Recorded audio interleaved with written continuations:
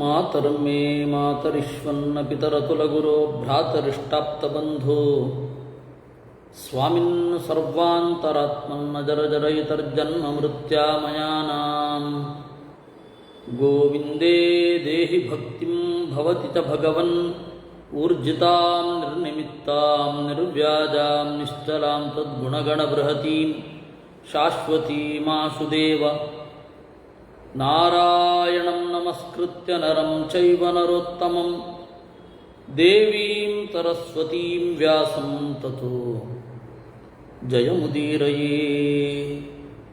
ವಿಜಾನತಾಂ ಅವಿತ್ತಸ್ಯ ಮಧ್ವಸ್ಯ ಜಗತಿ ಗುರೋಃ ಪೂರ್ವಾಚಾರ್ಯಮಹಿಷ್ಠಾನಾಂ ಇಯಂ ಪ್ರಣತಿಮಾಲಿಕಾ. ಪೂರ್ಣಜ್ಞಾನಾಯ ವಿದ್ಮಹೇ ಪೂರ್ಣಾನಂದಾಯ ಧೀಮಹಿ ತನ್ನೋ ವ್ಯಾಸ ಪ್ರಚೋದಯಾತ್. ಬಂಗಾರ ಹೇಗೆ ಹುಟ್ಟಿತು? ಬಂಗಾರ ಹೇಗೆ ಹುಟ್ಟಿತು ಅದಕ್ಕೆ ಕಥೆಯನ್ನು ಹೇಳ್ತಾ ಶಿವ ಹಾಗೂ ಪಾರ್ವತಿಯರ ಸಂಯೋಗ, ದೇವತೆಗಳ ಅಡ್ಡಿ, ಪಾರ್ವತಿಯ ಶಾಪ, ಪಾರ್ವತಿ ಇಲ್ಲದೆ ಶಿವನ ಸೃಷ್ಟಿ, ತನ್ಮೂಲಕ ಅಲ್ಲಿ ಬೇರೆ ಬೇರೆ ರೀತಿಯಲ್ಲಿ ಲೋಹಗಳ ಸೃಷ್ಟಿ, ಇವುಗಳನ್ನೆಲ್ಲ ನಾವು ನೋಡಿಕೊಂಡು ಬಂದೆವು. ಶಿವ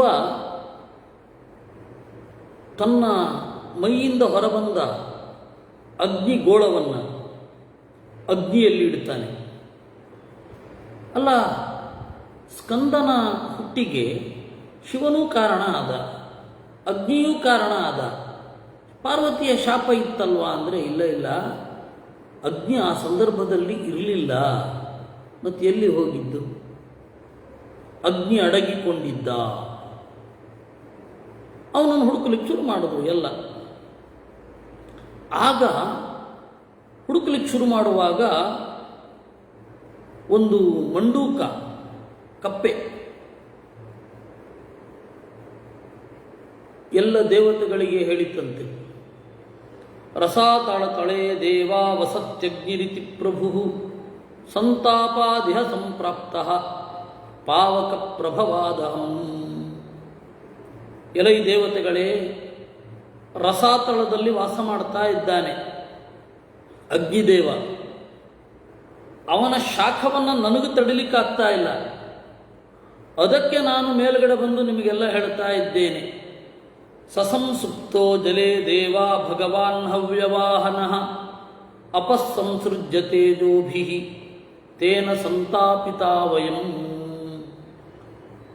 ರಸಾತಳದಲ್ಲಿರುವ ಅವನ ಬೆಂಕಿ, ಅವನ ಉಷ್ಣತೆ, ಅವನ ತಾಪ ನಮ್ಮನ್ನು ಕಂಗೆಡಿಸ್ತಾ ಇದೆ. ಆದ್ದರಿಂದಾಗಿ ನಾವು ನಿಮಗೆ ಹೇಳ್ತಾ ಇದ್ದೇವೆ, ಅವನನ್ನು ಕರ್ಕೊಂಡು ಹೋಗಿ ಅಂತ. ತಸ್ಯ ದರ್ಶನಮಿಷ್ಟಂ ವೋ ಯದಿ ದೇವಾ ವಿಭಾವಸೋ ತತ್ರೈವಮಭಿಗಚ್ಛಧ್ವಂ ಕಾರ್ಯಂ ವೋ ವನ್ಹಿನಾ ಯದಿ. ನೀವು ವನ್ಹಿಯನ್ನು ಹುಡುಕ್ತಾ ಇದ್ದರೆ ಹೋಗಿ ಅಲ್ಲಿಗೆ. ಮೃಗ್ಯತಾಂ ಸಾಧಯಿಷ್ಯಾಮು ವಯಂ ಯಜ್ಞಿ ಭಯಾತ್ಪುರ. ನಮಗೂ ಅನುಕೂಲ ಆಗತ್ತೆ, ಅಗ್ನಿಯನ್ನು ನಿಮ್ಮ ಕಡೆಗೆ ಕಳುಹಿಸಿದ್ದರಿಂದ ನಿಮಗೂ ಅನುಕೂಲ ಆಗತ್ತೆ. ಅಗ್ನಿಯನ್ನು ನೀವು ಯಾವುದಕ್ಕಾಗಿ ಹುಡುಕ್ತಾ ಇದ್ದೀರೋ ಅದಕ್ಕಾಗಿ. ಏತಾವದುಕ್ತ್ವಾ ಮಂಡೂಕಃ ತ್ವರಿತೋ ಜಲಮಾವಿಶತ್ ಹುತಾಶನಸ್ತು ಬುಬುಧೇ ಮಂಡೂಕಸ್ಯಾಥ ಪೈಶನ್ವಂ. ಇದನ್ನು ಕಪ್ಪೆ ಹೀಗೆ ಮಾಡಿದ್ದನ್ನು ಕೇಳಿ ಅಗ್ನಿಗೆ ಸಿಟ್ಟು ಬಂತು. ಶಶಾಪತಂ ಸಮಾಸಾದ್ಯ ನರಸಾನ್ ವೇತ್ಸ್ಯಸೀತಿ ವೈ. ಆಗ ಅಗ್ನಿದೇವ ಶಾಪ ಕೊಟ್ಟ, ನಿನ್ನ ನಾಲಿಗೆಗೆ ಯಾವ ರಸವೂ ಗೊತ್ತಾಗದಿರಲಿ. ಉಪ್ಪು, ಹುಳಿ, ಖಾರ, ಇದು ಚಂದ, ಇದು ಚಂದ ಅಲ್ಲ, ಏನು ಗೊತ್ತಾಗದಿರಲಿ ಅಂತ ಶಾಪ ಕೊಟ್ಟ. ಅನ್ಯತ್ರ ವಾಸಾಯ ವಿಭು ನ ಚ ದೇವಾನ ದರ್ಶಯತ್. ಸರಿ, ಬೇರೆ ಕಡೆ ವಾಸ ಮಾಡಬೇಕು ಅಂತ ಹೋದ. ಗೊತ್ತಾಯ್ತಲ್ಲ, ಒಟ್ಟಾರೆ ಬೆಂಕಿಯ ಹೆಜ್ಜೆ ಗೊತ್ತಾಯಿತು. ಅದಕ್ಕಾಗಿ ದೇವತೆಗಳೆಲ್ಲ ಕಪ್ಪೆಗೆ ವರ ಕೊಟ್ರಂತೆ. ಅಗ್ನಿಶಾಪಾದ ಜಿಹ್ವಾಹಿ ರಸಜ್ಞಾನ ಬಹಿಷ್ಕೃತಾ ಸರಸ್ವತೀಂ ಬಹುವಿಧಾಂ ಯೂಯಮುಚ್ಚಾರಯಿಷ್ಯಥಾ. ದೇವತೆಗಳು ಕಪ್ಪೆಗೆ ವರ ಕೊಟ್ಟರು. ಅಗ್ನಿಯ ಶಾಪದಿಂದ ನಿನಗೆ ರಸ ಗೊತ್ತಾಗೋದಿಲ್ಲ ಅಂತ ಇತ್ತು. ಆದರೆ ಬಹಳ ತರಹದ ಮಾತುಗಳನ್ನು ಹೇಳುವ ಶಕ್ತಿ ಬರಲಿ. ಯಾವ ನಾಲಿಗೆಗೆ ರಸಜ್ಞಾನ ಇರದಿರಲಿ ಅಂತ ಹೇಳಿ ಶಾಪ ಕೊಟ್ಟನೋ ಅಗ್ನಿ, ಅದೇ ನಾಲಿಗೆ, ಕಪ್ಪೆಯ ನಾಲಿಗೆ ಬಹಳ ವೈವಿಧ್ಯಮಯವಾಗಿ ಸೌಂಡ್ ಮಾಡಲಿ ಅಂತ. ಗತಾಸೂನಪಿ ವಶುಷ್ಕಾನ್ ಭೂಮಿ ಸಂಧಾರಯಿಷ್ಯತಿ ಬಿಲವಾಸ ಗತಾಶ್ಚಾತ ನಿರಾದಾನ ವಿಚೇತಸಃ. ನೀವು ಎಲ್ಲಿ ಬೇಕಾದರೂ ಇರುವಂತಾಗಲಿ, ನೀವು ನೀರಿನಲ್ಲಿಯೂ ಮೇಲುಗಡೆಯೂ ಇರುವಂತಾಗಲಿ, ಭೂಮಿ ನಿಮ್ಮನ್ನು ನಾಶ ಮಾಡದೇ ಇರಲಿ, ನೀರಿಲ್ಲದಿದ್ದರೂ ಬದುಕುವಂತೆ ಆಗಲಿ, ನೀರಿದ್ದರೂ ಬದುಕುವಂತಾಗಲಿ ಅಂತ. ಇತ್ಯುಕ್ತ್ವಾ ತಾನಸ್ತತೋ ದೇವಾ ಪುನರೇವ ಮಹೀಮಿಮಾಂ ಪರೀರ್ಜ್ವಲನಸ್ಯಾರ್ಥೇನ ಚಾವಿಂದನ್ ಹುತಾಚನಂ. ಸರಿ, ಇವರ ಹುಡುಕುವಿಕೆ ಮುಂದುವರಿಯಿತು. ಅಗ್ನಿಯನ್ನು ಹುಡುಕ್ತಾ ಇದ್ದರು. ಅಥ ತಾನ್ ದ್ವಿರದ ಕಶ್ಚಿತ್ ಸುರೇಂದ್ರ ದ್ವಿರದೋಪಮಃ ಅಶ್ವತ್ಥಸ್ಥೋಗ್ನಿರಿತ್ಯೇವಂ ಆಹ ದೇವಾನುಭೃಗುದ್ವಃ. ಆಗ ಒಂದು ಆನೆ ಹೇಳಿತಂತೆ, ಅಗ್ನಿಯನ್ನು ಹುಡುಕ್ತಾ ಇದ್ದೀರಾ ದೇವತೆಗಳೇ, ಅಶ್ವತ್ಥದಲ್ಲಿದ್ದಾನೆ ನೋಡಿ ಅಂತ. ಶಶಾಪಜ್ವಲನ ಸರ್ವಾನ್ ದ್ವಿರದಾನ್ ಕ್ರೋಧಮೂರ್ಛಿತಃ ಪ್ರತೀಪಾ ಭವತಾಂ ಜಿಹ್ವಾ ಭವಿತ್ರೀತಿ ಭೃಗುದ್ವಃ. ನಿಮಗೆ ನಾಲಿಗೆ ಏಳದಿರಲಿ, ಕರ್ಕಶವಾಗಿ ಕೇಳಲಿ ನಿಮ್ಮ ಗಂಟಲಿನಿಂದ, ನಿಮ್ಮ ನಾಲಿಗೆಗೂ ನಿಮ್ಮ ಗಂಟಲಿಗೂ ಸಂಬಂಧ ಇಲ್ಲದೇ ಇರಲಿ ಅಂತ ಹೇಳಿ ಶಾಪ ಕೊಟ್ಟು ಅಲ್ಲಿಂದಲೂ ತೆರಳಿದ. ಅನುಗ್ರಹಂ ತು ನಾಗಾನಾಂ ಯಂಚಕ್ರು ಶೃಣುತಂ ಪ್ರಭೋ ದೇವಾ ಭೃಗುಕುಲಶ್ರೇಷ್ಠ ಪ್ರೀತಾ ಸತ್ಯಪರಾಕ್ರಮಾ. ಆಗ ದೇವತೆಗಳು ಆನೆಗಳಿಗೆ ಒಂದು ವರ ಕೊಟ್ರಂತೆ. ಏನು? ವಾಚಶ್ಚ ಉಚ್ಚಾರಯಿಷ್ಯಧ್ವಂ ಉಚ್ಚೈರವ್ಯಂಜಿತಾಕ್ಷರಾ ಪ್ರದೀಪಯ ಜಿಹ್ವಯಾಪಿ ಸರ್ವಾಹಾರಾನ್ ಹರಿಷ್ಯಥಾ. ನಿಮಗೆ ತಿನ್ನಬಾರದ್ದು ಅನ್ನೋದೇ ಒಂದಿಲ್ಲ, ಎಲ್ಲವನ್ನ ತಿನ್ನುವಂಥವರಾಗ್ತೀರ. ಸರ್ವಾಹಾರಾನ್ನ ಹರಿಷ್ಯಥಾ. ವಾಚಶ್ಚ ಉಚ್ಚಾರಯಿಷ್ಯಧ್ವಂ, ನಿಮ್ಮ ಮಾತು ಎತ್ತರದ ಧ್ವನಿಯಲ್ಲಿ ಇರಲಿ. ಇತ್ಯುಕ್ತ್ವಾ ಪುನರೇವಾಗ್ನಿಂ ಅನುಸಸ್ತ್ರುರ್ದಿವೌ ಕಸಃ. ಮತ್ತೆ ಅಗ್ನಿಯನ್ನು ಹುಡುಕಿಕೊಂಡು ದೇವತೆಗಳು ಹೊರಟರು. ಅಶ್ವತ್ಥದಿಂದ ಹೊರಗಡೆ ಹೋಗಿ ಶಮೀ ವೃಕ್ಷದ ಗರ್ಭದ ಒಳಗಡೆ ಅವನು ಹೊಕ್ಕಿಕೊಂಡ ಅಗ್ನಿ. ಆಗ ಗಿಳಿ ಹೇಳಿತು, ಗಿಳಿಗೆ ಶಾಪ ಕೊಟ್ಟ ಅಗ್ನಿ, ನನ್ನ ಪತ್ತೆಯನ್ನು ಇವರು ಕೊಡ್ತಾ ಇದ್ದಾರೆ ಅಂತ ಹೇಳಿ ವಾಗ್ವಿಹೀನೋ ಭವಿಷ್ಯಸಿ, ನಿಮಗೆ ಮಾತು ಇರದಿರಲಿ, ನಾಲಿಗೆ ತಿರುಚಲ್ಪಡಲಿ ಅಂತ. ಆಗ ದೇವತೆಗಳು ತಮಗಾಗಿ ಸತ್ಯವನ್ನು ನುಡಿದ ಗಿಳಿಗೆ ಅನುಗ್ರಹವನ್ನು ಮಾಡಿದರು. ಹೇಳಿದರಂತೆ, ಭವಿತಾ ತ್ವಮತ್ಯಂತಂ ಶಕುನೇ ನಷ್ಟವಾಗಿತಿ ಆವೃತ್ತ ಜಿಹ್ವಸ್ಯ ಸತೋ ವಾಕ್ಯಂ ಕಾಂತಂ ಭವಿಷ್ಯತಿ. ಇಲ್ಲ, ನಿನಗೆ ಯಾರಾದರೂ ಶಿಕ್ಷಣ ಕೊಟ್ಟರೆ ಮಾತನಾಡುವ ಶಕ್ತಿ ಬರಲಿ ಅಂತ ಗಿಳಿಗೆ ವರ ಕೊಟ್ಟರು ದೇವತೆಗಳು. ಇದಾದ ಮೇಲೆ ವನ್ನಿ ಗರ್ಭದಲ್ಲಿ ಶಮೀ ವೃಕ್ಷದ ಒಳಗಡೆ ಇದ್ದ ಅವನು. ಆಮೇಲೆ ಶಮೀ ಗರ್ಭದಲ್ಲಿ ಅವನನ್ನು ನೋಡಿ ಕರ್ಕೊಂಡು ಬಂದರು. ಇಲ್ಲ, ಇದೊಂದು ಸ್ಕಂದನ ಹುಟ್ಟಿಗೆ ಕಾರಣ ಆಗಬೇಕಿದೆ, ಬಂಗಾರವನ್ನು ನೀನು ಹುಟ್ಟು ಹಾಕಬೇಕಿದೆ, ಬಾ ಅಂತ ಕರ್ಕೊಂಡು ಹೋದರು. ಅವತ್ತಿನಿಂದ ಇವತ್ತೂ ಕೂಡ ಅಗ್ನಿದೇವ ಶಮಿಯ ಒಳಗಡೆ ಇದ್ದಾನೆ. ಹೀಗಾಗಿ ಅಗ್ನಿಹೋತ್ರ ಮಾಡುವಾಗ ಅಶ್ವತ್ಥ ವೃಕ್ಷದ ಸಮಿತ್ತು ಕಡ್ಡಾಯ, ಶಮಿಯೂ ಅತ್ಯಂತ ವಿಹಿತ. ಇತ್ಯುಕ್ತ್ವಾ ತಂ ಶಮೀ ಗರ್ಭಂ ವಹ್ನಿಮಾಲಕ್ಷ್ಯ ದೇವತಾಃ ಉತ್ಪಾದನೆ ತಥೋಪಾಯಂ ಅಭಿಜಗ್ಮುಶ್ಚ ಮಾನುಷಾಃ. ಅವತ್ತಿನಿಂದ ಚೆನ್ನಾಗಿ ವಹ್ನಿ ಆ ಶಮೀ ವೃಕ್ಷವನ್ನು ಅರಣಿಯಿಂದ ಕಡೆದಾಗ ಬೆಂಕಿಯನ್ನು ಮನುಷ್ಯರೆಲ್ಲರೂ ಕೂಡ ಪಡಿತಾ ಇದ್ದಾರೆ. ಪಾವಕೇನಾಧಿಶಯಿತಾಃ ಸಂತಪ್ತಾಸ್ತಸ್ಯ ತೇಜಸಾಂ ತಥಾಗ್ನಿರ್ದೇವತಾ ದೃಷ್ಟ್ವಾ ಬಭೂವ ವ್ಯಥಿತಸ್ತದಾ. ಅವನನ್ನು ಕರ್ಕೊಂಡು ಬಂದರು ದೇವತೆಗಳು. ಯಾಕೆ ನನ್ನನ್ನು ಹುಡುಕ್ತಾ ಇದ್ದೀರಾ ಅಂತ ಕೇಳಿದ. ಒಂದು ಕೆಲಸ ಇದೆ ಅಂತ ಅಗ್ನಿ ಹೇಳಿದ. ಆಯಿತು, ನನ್ನನ್ನು ಕಂಡು ಹಿಡಿದಿದ್ದೀರಾ, ಎಲ್ಲಿ ಬಚ್ಚಿಟ್ಕೊಂಡ್ರೂ ಬಿಡಲಿಲ್ಲ ಅಲ್ವಾ? ಸರಿ, ಏನು ಕೆಲಸ ಆಗಬೇಕು ಹೇಳಿ. ಆಗ ದೇವತೆಗಳು ಹೇಳಿದರಂತೆ, ಅಸುರಾಸ್ತಾರಕೋ ನಾಮ ಬ್ರಹ್ಮಣೋ ವರದರ್ಪಿತಃ ಅಸ್ಮಾನ್ ಪ್ರಬಾಧತೆ ವೀರ್ಯಾತ್ ವಧಸ್ತಸ್ಯ ವಿಧೀಯತಾಂ. ಒಬ್ಬ ಅಸುರ ಇದ್ದಾನೆ, ತಾರಕ ಅಂತ, ಬ್ರಹ್ಮದೇವರ ವರದಿಂದ ಕೊಬ್ಬಿದ್ದಾನೆ, ನಮ್ಮನ್ನು ವೀರ್ಯದಿಂದ ಕಾಡ್ತಾ ಇದ್ದಾನೆ, ಅವನನ್ನು ಕೊಲ್ಲಬೇಕು. ಇಮಾನ್ ದೇವಗಣಾನ್ಸ್ತಾತ ಪ್ರಜಾಪತಿಗಣಾನ್ಸ್ತಥಾ ಋಷೀನ್ಶ್ಚಾಪಿ ಮಹಾಭಾಗಾನ್ ಪರಿತ್ರಾಯ ಸ್ವಪಾವಕ. ಈ ಎಲ್ಲ ದೇವತಾಗಣಗಳನ್ನು, ಪ್ರಜಾಪತಿಗಣಗಳನ್ನು, ಋಷಿಗಳನ್ನು ಕಾಡ್ತಾ ಇದ್ದಾನೆ, ನೀನೇ ರಕ್ಷಣೆ ಮಾಡಬೇಕು ಅಂತ. ಅಲ್ಲ, ನಿಮಗೆ ಕೈಲೇ ಆಗದೆ ಇದ್ದದ್ದು ನನ್ನ ಕೈಲಾಗತ್ತಾ ಅಂದರೆ ಇಲ್ಲ ಇಲ್ಲ, ನೀನು ಒಂದು ಮಗುವಿನ ಜನ್ಮಕ್ಕೆ ಕಾರಣ ಆಗಬೇಕು. ಅಪತ್ಯಂ ತೇಜಸಾಯುಕ್ತಂ ಪ್ರವೀರಂ ಜನಯ ಪ್ರಭೋ ಮದ್ಭಯಂ ನೋ ಸುರಾನ್ ತಸ್ಮಾನ್ ನಾಚಯೇದ್ಧವ್ಯವಾಹನ. ಶಪ್ತಾನಾನ್ನೋ ಮಹಾದೇವ್ಯಾ ನಾನ್ಯದಸ್ತಿ ಪರಾಯಣಂ ಅನ್ಯತ್ರ ಭವತೋ ವೀರ ತಸ್ಮಾತ್ರಾಯಸ್ವನಸ್ತತಃ. ನಮಗೆ ಯಾರಿಗೂ ಮಕ್ಕಳು ಹುಟ್ಟುವ ಯೋಗ ಇಲ್ಲ. ಪಾರ್ವತಿಯಿಂದ ಶಾಪ ಪಡೆಯುವಾಗ ಅಲ್ಲಿ ಇಲ್ಲದೆ ಇರೋ ನೀನೊಬ್ಬನೇ. ಅದರಿಂದ ಅಗ್ನಿಯೇ ನಿನ್ನಿಂದಲೇ ಬರಬೇಕು. ಸರಿ, ಅವನೇನು ಮಾಡಿದ? ಗಂಗೆಯ ಹತ್ತಿರ ಹೋದ. ತಯಾ ಚಾಸ್ಯಾಭವನ್ ಮಿಶ್ರೋ ಗರ್ಭಶ್ಚಾಸ್ಯಾಭವತ್ತದ ವೌರ್ಧೇ ಸ ತದಾ ಗರ್ಭ ಕಕ್ಷೆ ಕೃಷ್ಣಗತಿರ್ಯಥಾ.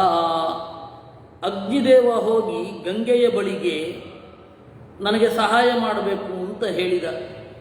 ಆಯಿತು ಅಂತ ಆ ಶಿವನ ಅಗ್ನಿಗೋಳ, ಶಿವನ ಮೈಯಿಂದ ಏನು ಅಗ್ನಿಗೋಳ ಬಂದಿತ್ತು ಅದನ್ನು ತಾನು ತೆಗೆದುಕೊಂಡು ಅದನ್ನು ಅಗ್ನಿಯಲ್ಲಿ ಹಾಕಿದ.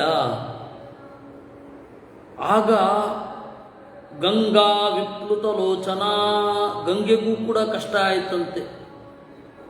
ಮೈಯೆಲ್ಲ ಬೆಂಕಿ ಹತ್ತಿಕೊಂಡ ಹಾಗೆ ಆಗಿ ಅಗ್ನಿಗೆ ಹೇಳಿದಳಂತೆ, ನತೆ ಶಕ್ತಾಸ್ಮಿ ಭಗವನ್ ತೇಜಸೋಸ್ಯ ವಿಧಾರಣೆ ವಿಮೂಢಾಸ್ಮಿ ಕೃತಾಯೇನ ಯಥಾ ಸ್ವಸ್ಥಂ ಪುರಾಕೃತಂ.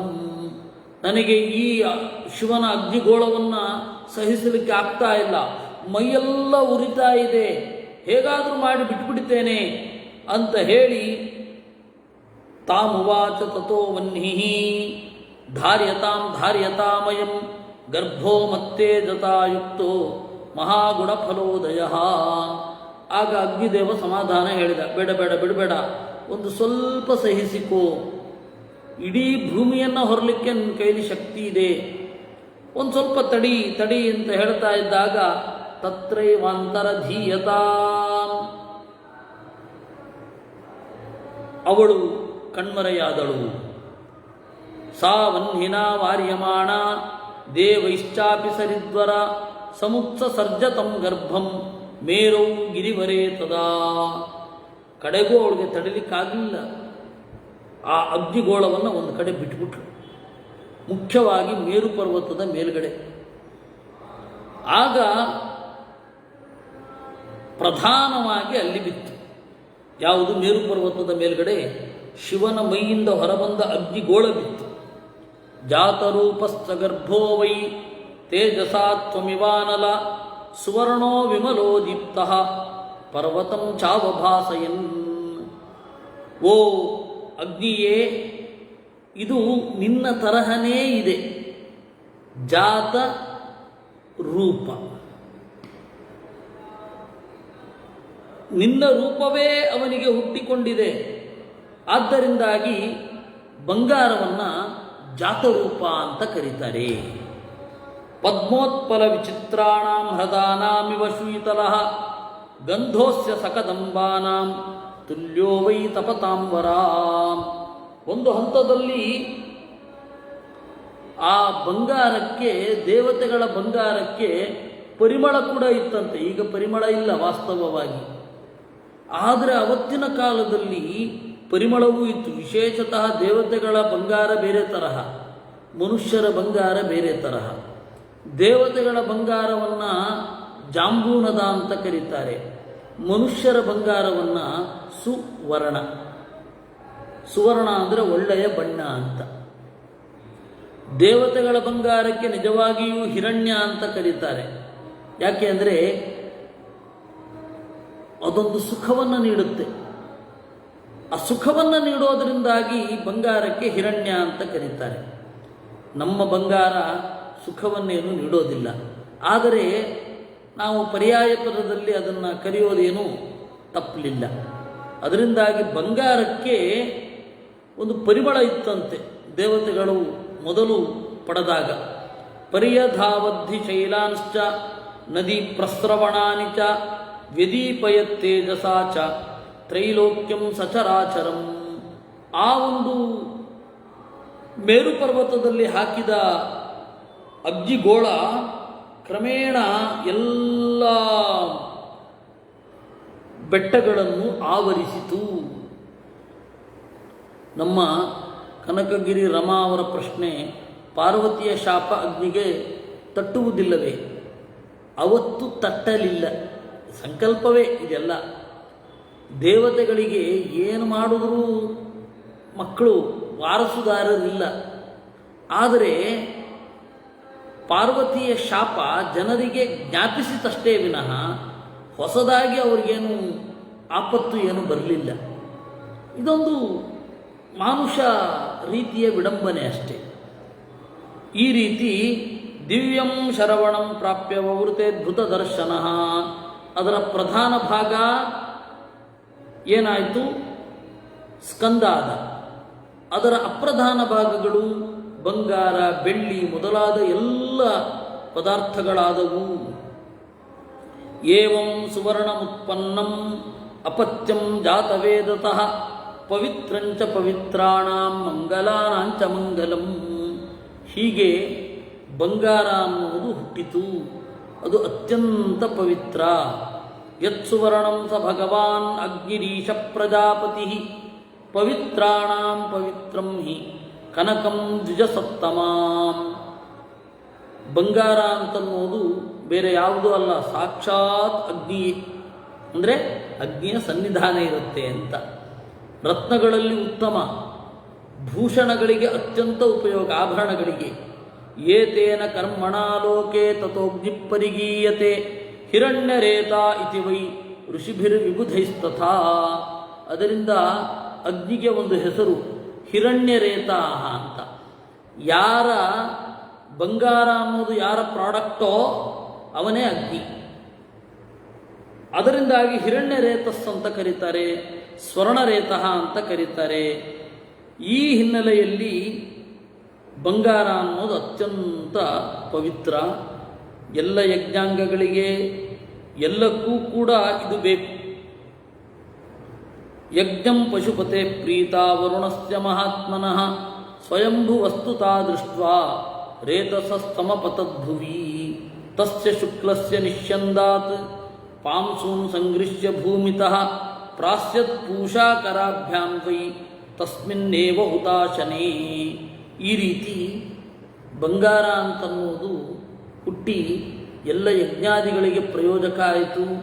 ದೇವತೆಗಳು ಅದನ್ನು ಪ್ರೀತಿಯಿಂದ ಸ್ವೀಕರಿಸುವಂಥವರಾದರು. ಇದಾದ ಮೇಲೆ ಮನುಷ್ಯರ ಸೃಷ್ಟಿ ಇನ್ನೂ ಜಾಸ್ತಿ ಆಯಿತು. ಶುಕ್ಲೇ ಹುತೇಜ್ಞೌ ತಸ್ಮಿನ್ಸ್ತು ಪ್ರಾದುರಾಸೀನ್ ತತಃ ಪ್ರಭೋ ಪುರುಷಾ ವಪುಷಾ ಯುಕ್ತ ಪ್ರವರಜೈರ್ಗುಣೈ. ಆಮೇಲೆ 3 ಜನ ಋಷಿಗಳು ಬಂದರಂತೆ. ಭೃಗು, ಮರೀಚಿಯ ಮಗ ಕಾಶ್ಯಪ. ಈ ಅಳಿದುಳಿದ ಕೆಂಡ ಇತ್ತಲ್ಲ, ಅದರಿಂದ ಹುಟ್ಟಿದವ ಅಂಗಿರಸ್. ಆ ಪರ್ವತ ಶಿವನ ಮೈಯಿಂದ ಹೊರಬಂದ ಅಗ್ನಿಗೋಳಗಳಿಂದ ಎಲ್ಲ ವ್ಯಾಪಿಸಿದ ಮೇಲೆ ಆ ಕೇವಲ ಕಲ್ಲು ಉಳಿತಲ್ಲ, ಅದರಿಂದ ವಾಲಕಿಲ್ಯರು ಹುಟ್ಟಿದರು. ಈ ರೀತಿ ಮತ್ತೆ ಬೇರೆ ಬೇರೆ ಋಷಿಗಳೆಲ್ಲ ಮತ್ತೆ ಅವರು ಕಾಣಿಸಿಕೊಂಡ್ರು. ಅವರೆಲ್ಲ ಒಂದು ಮಾತು ಹೇಳಿದ್ರಂತೆ, ನಮ್ಮೆಲ್ಲರ ಆರಾಧನೆ ಅಗ್ನಿಮುಖದಲ್ಲಿಯೇ ಆಗಬೇಕು ಅಂತ. ಯಾಕೆಂದರೆ ಬಂಗಾರವನ್ನು ಸೃಷ್ಟಿ ಮಾಡಿದ, ಶಿವನ ಮೈಯಿಂದ ಹೊರಬಂದ ಅಗ್ನಿಗೋಳವನ್ನು ಸ್ಕಂದನಾಗಿ ಪರಿವರ್ತಿಸಿದ. ಆ ಕಾರಣದಿಂದ ಅಗ್ನಿಯೇ ನಮ್ಮೆಲ್ಲರ ಮುಖ, ಅಗ್ನಿಯೇ ನಮ್ಮೆಲ್ಲರ ದೂತ, ಅಗ್ನಿಗೆ ಬಹಳ ಪ್ರಾಶಸ್ತ್ಯ ಸಿಗಬೇಕು ಅಂತ ಮಾಡಿದರಂತೆ. ಆಮೇಲೆ ಸದಾಶಿವ ವರ ಕೊಟ್ಟ. ಮಮ ಸತ್ರಮಿದಂ ದಿವ್ಯಂ ಅಹಂ ಗೃಹಪತಿಸ್ತ್ವಿಹ ತ್ರೀಣಿ ಪೂರ್ವಾಣ್ಯಪತ್ಯಾನಿ ಮಮ ತಾನಿನ ಸಂಶಯ. ಇನ್ನು ಮೇಲೆ ಸದಾಶಿವ ಹೇಳಿದ್ದು, ಇನ್ನು ಮೇಲೆ ಭೃಗು, ಅತ್ರಿ, ಅಂಗಿರಸ್ ಅವರೆಲ್ಲ ನನ್ನ ಮಕ್ಕಳೇ ಅಂತ. ಈ ರೀತಿ ಅಗ್ನಿ ಮತ್ತು ಸದಾಶಿವನ ಸಮ್ಮೇಳನದಿಂದ ಲೋಕಕ್ಕೆ ಇಷ್ಟೆಲ್ಲ ಉಪಕಾರ ಆಯಿತು. ಆದ್ದರಿಂದಾಗಿ ಬಂಗಾರ ಅಂತನ್ನೋದು ಸ್ವೀಕಾರ ಮಾಡಬೇಕು. ಅಂದರೆ ಬಂಗಾರವನ್ನು ಸ್ವೀಕಾರ ಮಾಡೋದು ಅಂತಂದರೆ ಯಜ್ಞಯೋಗ್ಯ ಅಂತ ತಿಳ್ಕೊಳ್ಬೇಕು ಅಂತ. ಬಂಗಾರ ಹೊಂದಬೇಕು ಅಂತ ಹೇಳಿ ಅರ್ಥ ಅಲ್ಲ. ಇಷ್ಟು ಅವರು ಹೇಳ್ತಾರೆ. ಇದೇ ಭಾಗವನ್ನು, ಇಷ್ಟು ಕಥೆಯನ್ನು ವಸಿಷ್ಠರು ಪರಶುರಾಮ ದೇವರಿಗೆ ಹೇಳಿದರು. ಪರಶುರಾಮ ದೇವರಿಂದ ನಾನು ಕಲಿತುಕೊಂಡೆ ಅಂತ ಭೀಷ್ಮಾಚಾರ್ಯರು ಹೇಳ್ತಾರೆ ಎನ್ನುವಲ್ಲಿಗೆ 74ನೇ ಅಧ್ಯಾಯ. ಯುಧಿಷ್ಠಿರ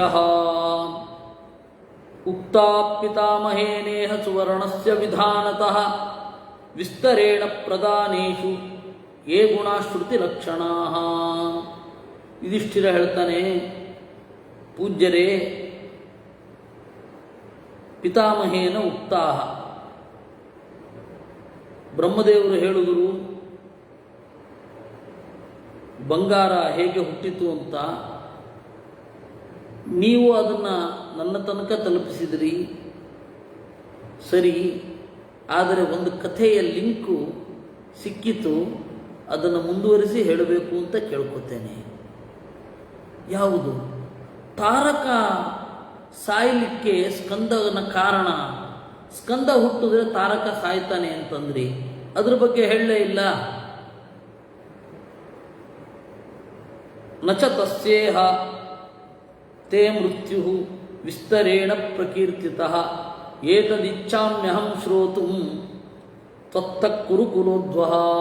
ಆ ತಾರಕನ ಬಗೆಗೆ ಕೇಳಬೇಕು ಅಂತ ನಾನು ಬಯಸ್ತೇನೆ ಅಂತ ಭೀಷ್ಮಾಚಾರ್ಯರು ಆ ಕಥೆಯನ್ನು ನಿರೂಪಣೆ ಮಾಡ್ತಾರೆ.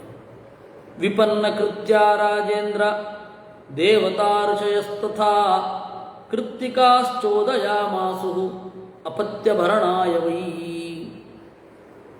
ಮಗು ತಾಯಿಯ ಹೊಟ್ಟೆಗೆ ಹೋಗುವ ಮೊದಲೇ ಜಾರಿದೆ, ಅದಕ್ಕೆ ಸ್ಕಂದ ಅಂತಾಯಿತು. ಮಗುವಿಗೆ ಹಾಲು ಬೇಡವೇ? ಆಗ ಕೃತ್ತಿಕಾ ದೇವತೆಯರು 6 ಜನ ಅವರು ಬಂದ್ರಂತೆ, ನಾವು ಹಾಲು ಕೊಡ್ತೇವೆ ಅಂತ. ಷಣ್ಣಾಂ ತಾಸಾಂ ಗತ ಪ್ರೀತಿಂ ಪಾವಕೋ ಗರ್ಭಧಾರಣಾತ್ ಸ್ವೇನ ತೇಜೋ ವಿಸರ್ಗೇಣ ವೀರ್ಯೇಣ ಪರಮೇಣ. ಆ 6 ಜನರು ಪ್ರೀತಿಯಿಂದ ಹಾಲು ಕುಡಿಸ್ಲಿಕ್ಕೆ ಅಂತ ಬಂದಾಗ ಸ್ಕಂದ 6 ಮುಖದವನಾದ ಷಣ್ಮುಖ ಅಂತ ಹೆಸರಾಯಿತು. ತತಸ್ತೇಜ ಪರೀತಾಂಗ್ಯ ಸರ್ವಾಕಾಲ ಉಪಸ್ಥಿತೆ ಸ್ವಯಂ ಗರ್ಭಂ ಸುಶುವಿರೇ ಕೃತ್ತಿಕಾಸ್ತಾ ನರಋಷಭಾಂ. ಅದರಿಂದಾಗಿ ಕೃತ್ತಿಕೇಯರು ಪೋಷಿಸಿದ್ರಾದ್ರಿಂದಾಗಿ ಅವನಿಗೆ ಕಾರ್ತಿಕೇಯ ಅಥವಾ ಕಾರ್ತಿಕ ಅಂತನ್ನುವಂತಹ ಹೆಸರು ಬಂತು.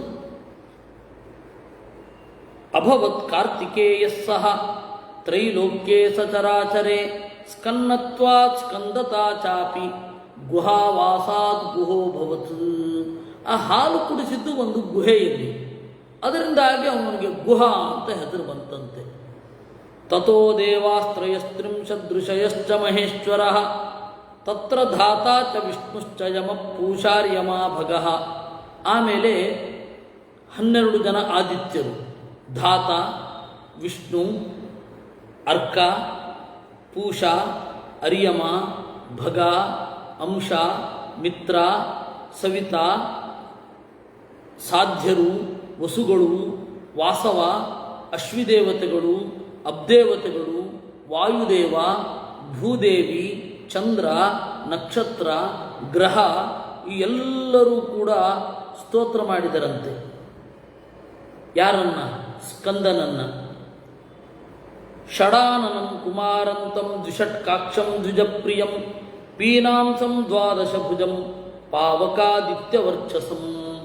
6 ಮೂರೆಯ ಒಟುವಿನಂತೆ ಇರುವ ಎತ್ತರವಾದ ಭುಜದ 12 ತೋಳುಗಳ ಆ ಮಗುವನ್ನು ನೋಡಿ ಸಂತೋಷಪಟ್ಟರು. ದೇವತೆಗಳು ಅವನಿಗೆ ಆಟ ಆಡಲಿಕ್ಕೆ ವಸ್ತುಗಳನ್ನು ಕೊಟ್ಟರಂತೆ, ಆಟಿಕೆಗಳನ್ನು ಕೊಟ್ಟರಂತೆ. ಕ್ರೀಡತ ಕ್ರೀಡನೀಯಾನಿ ದದು ಪಕ್ಷಿಗಣಾಂಶ್ಚ. ಯಾವ ಆಟಿಕೆಗಳು? ಹಕ್ಕಿಗಳು, ಹಕ್ಕಿಗಳನ್ನೇ ಆಟ ಆಡಲಿಕ್ಕೆ ಕೊಟ್ಟರಂತೆ. ಸುಪರ್ಣಸ್ಯ ದದೌ ಪತ್ರಂ. ಗರುಡ ತನ್ನ ರೆಕ್ಕೆಯ ಒಂದು ಚಂದದ ಗರಿಯನ್ನು ಕೊಟ್ಟ ಅಂತೆ. ಮಯೂರಂ ಚಿತ್ರಬರಹಿಣಂ. ನವಿಲು ತನ್ನ ಒಂದು ಗರಿಯನ್ನು ಕೊಟ್ಟಿತಂತೆ. ರಾಕ್ಷಸಾಶ್ಚ ದದುಸ್ತಸ್ಮೈ ವರಾಹ ಮಹಿಷಾವುಭೌ. ರಾಕ್ಷಸರು ಹಂದಿಯನ್ನು ಎಮ್ಮೆಯನ್ನು ಕೊಟ್ಟರಂತೆ. ಕುಕ್ಕುಟಂ ಚಾಗ್ನಿ ಸಂಕಾಶಂ ಪ್ರದದೌ ವರುಣ ಸ್ವಯಂ. ವರುಣ ಬೆಂಕಿ ಕೋಳಿಯನ್ನು ಕೊಟ್ಟ. ಚಂದ್ರಮ, ಚಂದ್ರ ಏನಿದ್ದಾನೆ ಅವನಿಗೆ ಕುರಿ ಕೊಟ್ಟ. ಆದಿತ್ಯ ತನ್ನ ಪ್ರಭೆಯನ್ನೇ ಕೊಟ್ಟ. ಗವಾಂ ಮಾತಾ ಪ್ರಭಾಂ ದೇವಿ ದದೌ ಶತಸಹಸ್ರಶಃ. ಗೋದೇವಿ ಸುರಭಿ ಏನಿದ್ದಾಳೆ ಅವಳು ತನ್ನ ಪ್ರಭೆಯನ್ನು ಕೊಟ್ಲಂತೆ. ಭೂದೇವಿ ಛಾಗಮಗ್ನಿರ್ಗುಣೋಪೇತಂ ಇಳಾ ಪುಷ್ಪಫಲಂ ಬಹು. ಹೂವು ಹಣ್ಣುಗಳನ್ನು ಭೂದೇವಿ ಕೊಟ್ಲಂತೆ. ಅಗ್ನಿದೇವ ಟಗರನ್ನು ಕೊಟ್ಟ ಅಂತೆ. ಸುಧನ್ವಾ ಶಕಟಂ ಚೈವ. ಸುಧನ್ವ ಶಕಟಂ ಗಾಡಿಯನ್ನು ಕೊಟ್ಟ. ರಥಂ ಚಾಂಚಿತ ಕೂಬರಂ ವರುಣೋ ವಾರುಣಾನ್ ದಿವ್ಯಾನ್ ಭುಜಂಗಾನ್ ಪ್ರದದೌ ಶುಭಾನ್. ವರುಣ ಏನು ಮಾಡಿದ? ಚಂದದ ಹಾವುಗಳನ್ನು ಕೊಟ್ಟ. ಇಂದ್ರ ಸಿಂಹಗಳನ್ನು ಕೊಟ್ಟ. ಬೇರೆ ಬೇರೆ ತರಹದ ಪ್ರಾಣಿಗಳನ್ನು ಆಟ ಆಡ್ಲಿಕ್ಕೆ ಕೊಟ್ರಂತೆ ಅವನಿಗೆ. ವರ್ಧಮಾನ ವಧೋಪಾಯಂ ಪ್ರಾರ್ಥಯಾಮಾಸ ತಾರಕಃ ಉಪಾಯೈರ್ಬಹುಭಿರಹಂತು ನಾಶಕಚ್ಚಾಪಿತಂ ವಿಭುಂ.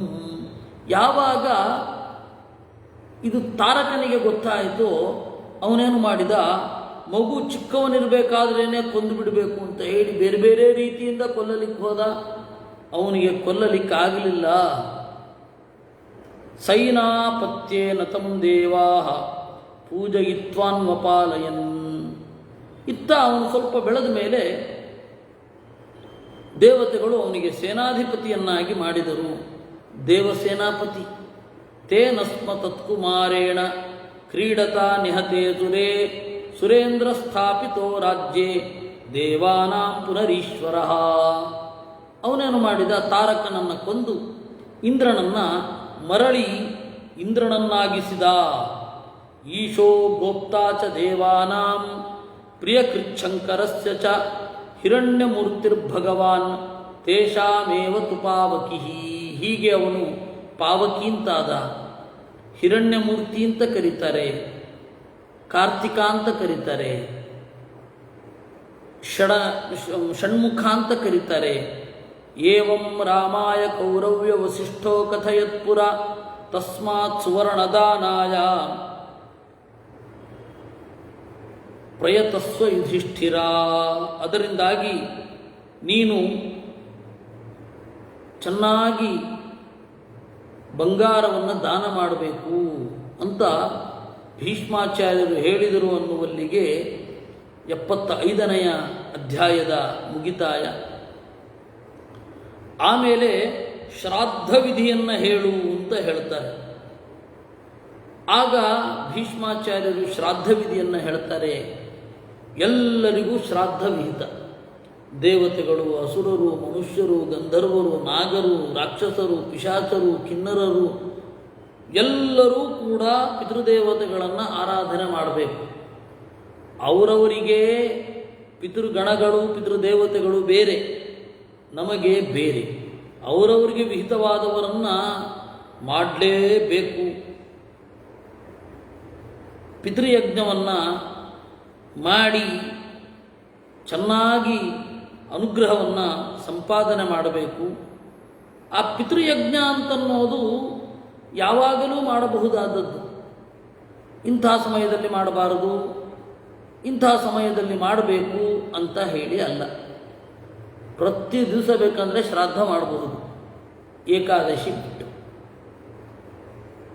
ಅದಕ್ಕೆ ಎಲ್ಲ ತಿಥಿಗಳ ಒಂದು ಲಿಸ್ಟನ್ನು ಕೊಡ್ತಾರೆ. ಯಾವ ತಿಥಿಯಲ್ಲಿ ಯಾವ ಶ್ರಾದ್ದ ಮಾಡಿದರೆ ಏನು ಫಲ ಸಿಗತ್ತೆ ಅಂತ.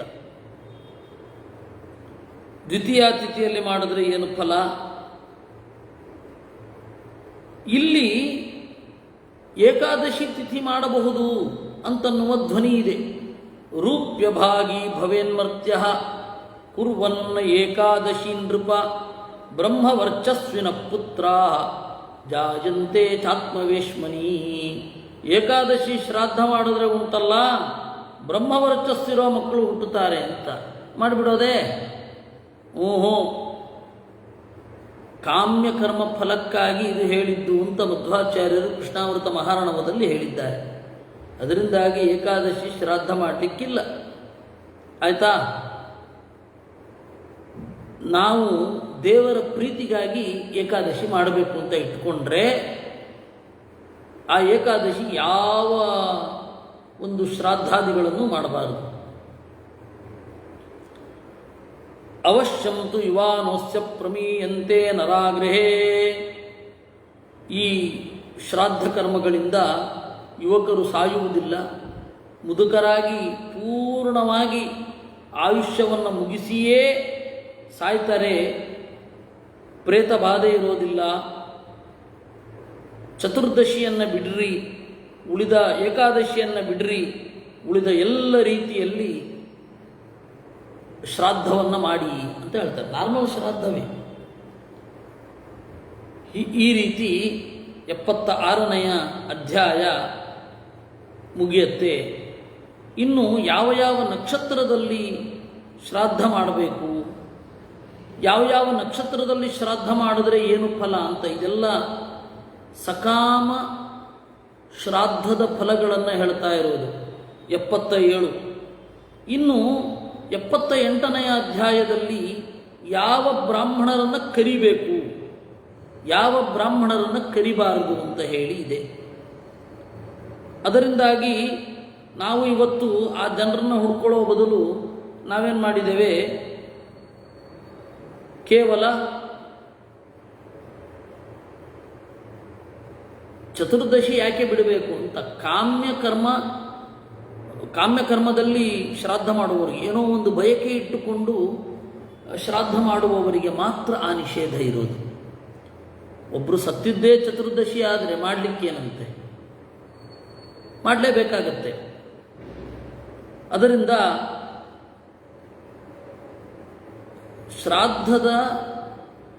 ಶ್ರಾದ್ದಕ್ಕೆ ಯೋಗ್ಯರಾದ ಬ್ರಾಹ್ಮಣರ ಲಿಸ್ಟು ಹೇಳ್ತಾರೆ. ಹೀಗಿರಬೇಕು, ಹಾಗಿರಬೇಕು, ಅದು ಮಾಡಿರಬಾರ್ದು, ಇದು ಮಾಡಿರಬಾರ್ದು ಅಂತ. ಆ ಥರದವು ಯಾರೂ ಸಿಗೋದಿಲ್ಲ. ಅದಕ್ಕೆ ಮಾಧ್ವರು ಏನು ಮಾಡಿದರೆ, ಕ್ಷಣಿಸಿ ಮಾಡೋದು ಅಂತ. ಇದು ಏನು ದರ್ಭೆ ಬ್ರಾಹ್ಮಣರನ್ನು ಕೂಡಿಸಿ ಮಾಡೋದು ಅಂತ. ಇದು ಮಾಧ್ವರು ಮಾಡಿಕೊಂಡ ಒಂದು ಆನುಕೂಲ್ಯ. ವಾಸ್ತವವಾಗಿ ಕ್ಷಣಿಸಿ ಶ್ರಾದ್ದ ಮಾಡಬೇಕು. ಕ್ಷಣಿಸೋದು ಅಂದರೆ ಪ್ರತ್ಯಕ್ಷ ಭೋಕ್ತೃಗಳನ್ನು ಇಡೋದು ಅಂತ. ಆದರೆ ಇವಾಗ ಏನಾಗತ್ತೆ, ನಾವು ಅವರನ್ನು ಕರೆಸಬೇಕು ಅಂತಂದರೆ ದೊಡ್ಡ ತಲೆನೋವು. ಇಂಥವರಿದ್ದಾರೆ, ಅವರು ಹೇಗಿದ್ದಾರೆ, ಅವರ ಜೀವನದಲ್ಲಿ ಯಾವುದೇ ಅಪರಾಧಗಳು ನಡೆದಿಲ್ವಾ, ಏನು ತಪ್ಪು ಮಾಡಿಲ್ವಾ ಅಂತ ದೋಷ ಚಿಂತನೆ ಮಾಡ್ತಾ ಕೂತ್ಕೊಳ್ಳೋದ. ಅದರ ಬದಲು ನಾವು ದರ್ಭೆ ಬ್ರಾಹ್ಮಣರನ್ನು ಕೂಡಿಸಿಬಿಟ್ರೆ ಏನು ತೊಂದರೆ ಇಲ್ಲ. ಆದರೆ ಆ ಶ್ರಾದ್ದದ ಉದ್ದೇಶವಾದ ಪರೋಪಕಾರ ಇತ್ಯಾದಿಗಳನ್ನು ಮಾಡ್ತಾ ಇದ್ದರೆ ಆಯಿತು. ಇಲ್ಲಿ ಸಾಂಕೇತಿಕವಾಗಿ ಮಾಡಬೇಕು, ಹಾಗೆ ಅದನ್ನು ಕೂಡ ಮಾಡಬೇಕು. ಇದು ನಾವು ಇವಾಗ ಮಾಡಿಕೊಂಡಿರುವಂತಹ ನಿಯಮ, ಅನಿವಾರ್ಯವಾದ ನಿಯಮ. ಈ ರೀತಿ ತಪೋನಿಷ್ಠರಾದ, ಸ್ವಾಧ್ಯಾಯನಿಷ್ಠರಾದ, ಜ್ಞಾನನಿಷ್ಠರಾದ, ಕರ್ಮನಿಷ್ಠರಾದ, ಗುರುನಿಂದಕರಲ್ಲದ, ಯಾರ ಮನೆಯನ್ನೂ ಹಾಳು ಮಾಡದ ವ್ಯಕ್ತಿಗಳನ್ನು ಕರಿಬೇಕು. ಇನ್ನು ಬಹಳ ದೊಡ್ಡ ಲಿಸ್ಟ್ ಇದೆ. ಹೀಗಿರಬೇಕು, ಹಾಗಿರಬೇಕು, ಅದಿರಬೇಕು, ಇದಿರಬೇಕು ಅಂತ. ನಾನು ಒಂದು ನಮ್ಮ ಕೈಯಲ್ಲಿ ಆಗುವಂಥದ್ದನ್ನು ಇವತ್ತು ಹೇಳ್ತಾ ಇರೋದು. ಇವರು ಹೇಳ್ತಾ ಇರೋದು ನೋಡಿದ್ರೆ ನಾವು ಅವನ ಇಡೀ ಹಿಸ್ಟ್ರಿಯನ್ನು ಮೈಂಟೈನ್ ಮಾಡಿ ನೋಡಬೇಕಾಗತ್ತೆ. ಅದರಿಂದಾಗಿ ಇಷ್ಟೇ ನಾವು ಮಾಡಬೇಕು. ಶ್ರಾದ್ದವನ್ನು ಬ್ರಾಹ್ಮಣೋಪ್ಯನಧೀಯಾನಂ ತೃಣಾಗ್ನಿರಿವ ಶಾಮ್ಯತಿ. ಅಧ್ಯಯನ ಮಾಡದ ಬ್ರಾಹ್ಮಣರನ್ನು ಪ್ರತ್ಯಕ್ಷ ಭೋಕ್ತೃವಾಗಿ ಕೂಡಿಸಬಾರದಂತೆ. ತಸ್ಮೈ ಶ್ರಾದ್ದಂ ನದಾತವ್ಯಂ ನಹಿ ಭಸ್ಮನಿ ಹೂಯತೆ. ಅಧ್ಯಯನ ಮಾಡದ ಬ್ರಾಹ್ಮಣರನ್ನು ಕೂಡಿಸಬಾರದು. ಯಾಕೆ ಅಂದರೆ ಅದು ಪಿಶಾಚ ಭಿಕ್ಷೆಯಾಗತ್ತೆ ಅಂತ. ಪ್ರತ್ಯಕ್ಷವಾಗಿ ಕೂಡಿಸುವಾಗ ನಮ್ಗೆ ಯಾರು ಬರ್ತಾರೆ? ಇಂಥವರೇ ಬರೋದು. ಆಮೇಲೆ ಮಿತ್ರರನ್ನು ಕೂಡಿಸಬಾರದು ಅಂತ. ಯಸ್ಯ ಮಿತ್ರ ಪ್ರಧಾನಾನಿ ಶ್ರಾದ್ದಾನಿ ಚ ಹವಾ ಹವಿಂಶಿ ಚ ನ ಪ್ರೀಣಾತಿ ಪಿತೃನ್ ದೇವಾನ್ ಸ್ವರ್ಗಂ ಚ ನ ಸ ಪಶ್ಯತಿ. ಮಿತ್ರರನ್ನು, ಬಂಧುಗಳನ್ನು ಕೂಡಿಸಬಾರದು ಅಂತ. ದಾನ ಮೊದಲಾದವುಗಳಿಗೆ ಇಷ್ಟೆಲ್ಲ ನಿಷೇಧಗಳಿದೆ. ಅದರಿಂದಾಗಿ ಇಷ್ಟೆಲ್ಲ ನಿಷೇಧದ ಬದಲು ನಾವು ದರ್ಭೆ ಬ್ರಾಹ್ಮಣರನ್ನು ಕೂಡಿಸಿ ಜ್ಞಾನನಿಷ್ಠರೋ ಕರ್ಮನಿಷ್ಠರೋ ಯಾರಿಗೋ ಕೈಲಾದಷ್ಟನ್ನು ಕೊಡೋದೇನಿದೆ ಅದು ಅತ್ಯಂತ ಉತ್ತಮವಾದ ಮಾರ್ಗ ಅಂತ ಹೇಳ್ತಾ ನಾವು 78ನೆಯ ಅಧ್ಯಾಯವನ್ನು ಮುಗಿಸ್ತಾ ಇದ್ದೇವೆ. ಇದರ ಮುಂದುವರಿದ ಭಾಗವನ್ನು ನಾಡಿದ್ದು ನೋಡ್ತೇವೆ. ನಾಳೆ ಪಾಡ್ಯ, ಆದ್ದರಿಂದ ಅಲ್ಲಿ ಉಪನ್ಯಾಸ ಇರುತ್ತೆ ರಾಜಾಂಗಣದಲ್ಲಿ, ಆದರೆ ಇಲ್ಲಿ ಇದಿರೋದಿಲ್ಲ. ಈ ಒಂದು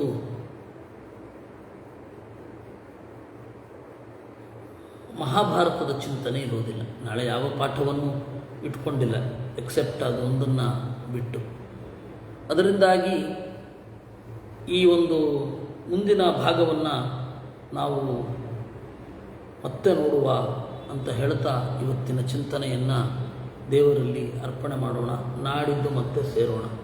ಕೃಷ್ಣಾರ್ಪಣಮಸ್ತು.